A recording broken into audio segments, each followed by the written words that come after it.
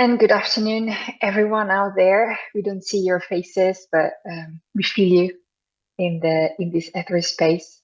It's lovely to be here today. Thank you for the organizers and the great work you do to host this space for all of us. And I'm actually honored to build on your speech, very powerful speech.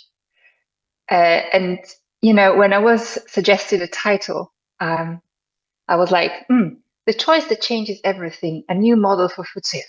What am I going to talk and so then something came, and I picked from experiences that we have made at Healthy Food, Healthy Planet with our partners, the journey of collaboration, of connecting dots across sectors, connecting dots between the movements that are out there. And I think what I will share comes from spaces that speak about choice, that speak about freedom, that speak about imagination, and that also speak about power.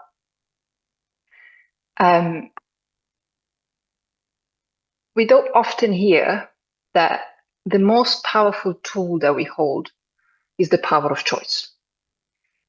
That when we stand in front of a supermarket shelf, or when we scroll down food delivery app, for those of us who do that, that our decision on what we buy is what shapes the world.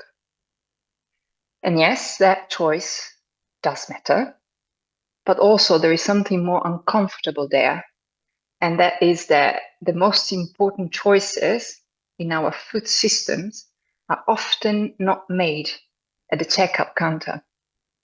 They are made long before the shelf is stocked, long before that menu is offered or printed. And that choice before is the one that actually can change everything. For a very long time, again, is we have heard about the freedom to choose, the freedom that consumers, people who eat, do have. The belief that if people simply knew better, if we could just try a little harder, if we could just eat better, then everything would be better. But the thing is that in what we call food environments, the places that shape what we choose, what we can afford, what's made accessible, what's made desirable, this playing field is not level, it's not even. So our food environment, from the supermarket layout to the food menus, to the big billboards in cities, to the advertisement under our children's noses, these are actually deliberately engineered. They are not engineered, however, to nourish us. They're definitely not engineered to protect the planet. And they're not engineered to strengthen the relationships in the communities. They are not engineered to maximize and ensure sustainable, just livelihoods for those who are producing food. But they're actually there to maximize the sales of whatever brings the highest return. So we are not really dealing with a neutral marketplace of rational actors. I promise I'm not going to do a lecture in economics. That's not the intention. But we are dealing with a corporate design environment that actually nudges, that pressures, and yes, sometimes even manipulates us into choices that we are told are our own. And this matters because belief drives policy. If the dominant belief is that, let's say, obesity, climate damage, biodiversity loss, if these are the result of individual consumer decisions, then the policy response will always be limited. It will be somewhat linked to education. It will be somewhat linked to behavioral change campaigns, maybe some taxes. But if we recognize that the whole environment, the environment in itself is the outcome of decades of corporate strategy that are built on industrial systems, so fuel dependency, financialization of hunger and health. But then the conversation has to shift. Then we talk about corporate accountability, which is something that will be tackled also in the next days. Then we talk about regulatory justice. Then we talk about Well, maybe redesigning the system itself. And that's where the new model of food sales comes in, because if all you can afford, all you can access, or you are constantly exposed to a products that harm your health and destroy the planet, well, how much freedom is there in that? So the choice is not just the choice that changes everything is not simply in what we buy, but is how food is made available and is sold in the first place. So what would be different in a different model? Well, it would be a model that rewards the right things. So not just volumes, but nutritional quality, sustainability, fairness. Uh, Imagine supermarkets that make more money selling diversity of plants than by pushing industrial meat consumption or any meat consumption at discount. It would redesign the food environment. So school canteens, applications, restaurants, retailers, they would default to a healthier, plant-based, culturally meaningful food that is affordable and is accessible to everyone and not just the privileged in some places. And also this system, this model would redefine value. So food is no longer then treated as a commodity. Food is not just about profit and loss. Food is responsibility. Food is something that we deeply share and are closely connected to as people, as planet. It will be recognized as a public good. It will be recognized as a right. It's essential for the health of humans, for the health of the planet. It's essential for climate, for culture, for biodiversity, for justice. And this is not a utopia. This is about design. And we can design differently. And of course, all of us, many of us, are doing that at our own scale, in our own fields of work. Of course, I'm not saying that individual choices don't matter. Individuals still matter. The vegan community has shown courage, persistence, vision, choosing differently, living differently. Many have created the cultural shifts that are absolutely undeniable. But at the same time, for instance, being vegan in some places is hard. It's not an obvious choice. And I think no one should need extraordinary courage just to eat in a way that aligns with their values. A new model would actually make the sustainable, the plant-based, the plant-rich choices, the easy choice, the affordable choice, the unavoidable choice. Because the real freedom is not just, it's not the burden of carrying the system on your shoulders as an individual. It's being liberated from the manipulation of an ecosystem that pushes us into a corner.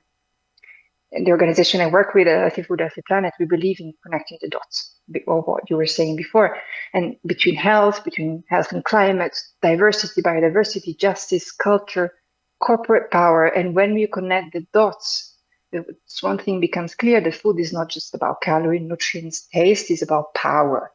Who holds it, how it's used, and whether it serves the people, the planet, or profit alone. And power can change. Narratives can change, and cultures can change.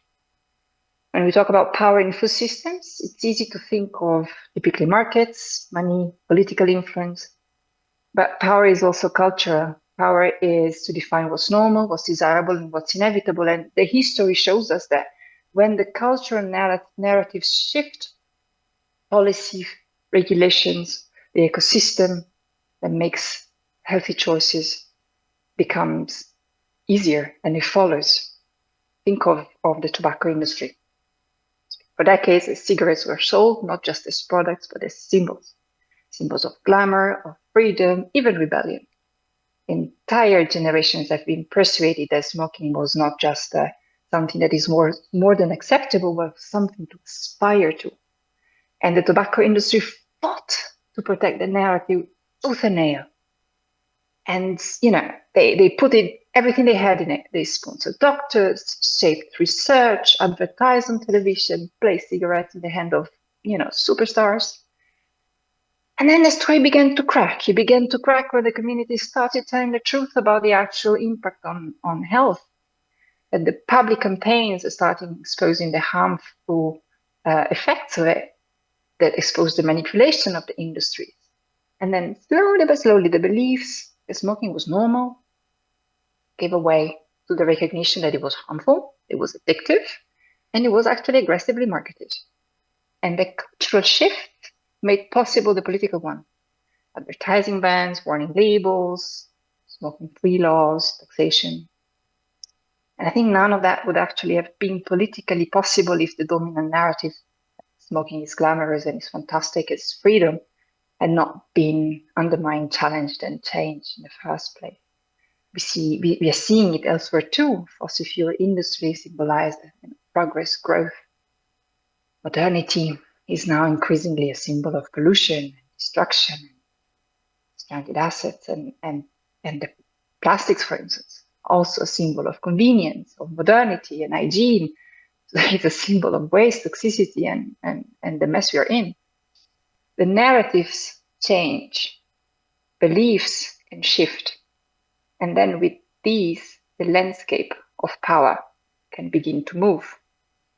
The same is true for food. If you think of the stories that have been told, for instance, about ultra-processed products, that they're modern, they're efficient, they're convenient, they're affordable, they're made for the people in this world, they're very busy. And they represent progress and they represent freedom, but whose progress? Whose freedom? And at what cost? And we can reframe that from the freedom to choose, from the freedom from manipulation, from cheap calories to costly consequences. And we can begin to open, and we are beginning more and more to open the political space for change. Once you see that your choices are engineers, once you see that children's and people's health are sacrificed, that the question is no longer about the personal responsibility, it's really about then accountability of corporation. It's about rights, it's about justice. It's about shifting power. And so I believe that when we challenge the belief system, when we tell the truth about the real cost, the cost to animals, the cost to the farmers, the cost to the communities, the cost to biodiversity, the cost to the ecosystems, then we open the door to a different kind of imagination. And imagination is something that you also mentioned before that I think is key. Because truth telling alone, in my perspective, is not enough. We need new narratives, narratives that give us hope. There is something beautiful that Adrienne Marie Brown in Emergent Strategy, her book published in 2017, says, and she says, imagination is where we shape the future. We are living in the ancestral imagination of others, and if we don't exercise our own, we will always be stuck in someone else's dream. If we don't exercise our own, we will always be stuck in someone else's dream. And we need narratives that give us hope, that don't just describe what's broken, but that can credibly amplify the change that is possible. Narratives that show alternatives that are already here right now. Communities rebuilding food cultures, farmers shifting to regenerative practices, schools and cities providing plant-rich and plant-based meals. Because people don't mobilize out of fear. The movement that you spoke about before, people don't mobilize out of fear or anger. They mobilize when they believe that change is possible, when they feel a sense of belonging to something bigger than themselves, when they can imagine themselves being part of something bigger than themselves. And the stories we share, the stories must create a sense of possibility. It must remind us that the transformation is not something distant in the future, that maybe one day will happen, but it's actually unfolding right here, right now. And these stories that actually are the ones that help us to reach the critical mass. You know, some of you might have heard, experience shows that when you get to 3.5% of the population to actively engage in change, that's the tipping point that is needed to actually have positive repercussions. So 3.5% of the population, to get to that, changes have never failed come about. It's a small but determined minority that can unlock shifts that might seem impossible at a super large scale. And then the change that we wish becomes inevitable. And so the narratives that we tell today about food as a common good, about health, about justice, it's These are not just about stories. These are really literal tools of power that we do have. They catalyze change. This is how we can mobilize people, friends, communities, movements, organizations. And to conclude, so the choice that changes everything is not so much, in my perspective, whether we're going to put some oat milk in our coffee or tea this morning, afternoon, or evening. By all means, do that. But the choice, I think, that changes everything is how together we decide to build a system that includes sales models that serve the many, one that makes health, sustainability, justice for all, not the exception, but the rule. And whether you guys work directly on corporate accountability, whether you play whatever role you play actually in the ecosystem, you're part of it. And it's an ecosystem that can tilt power.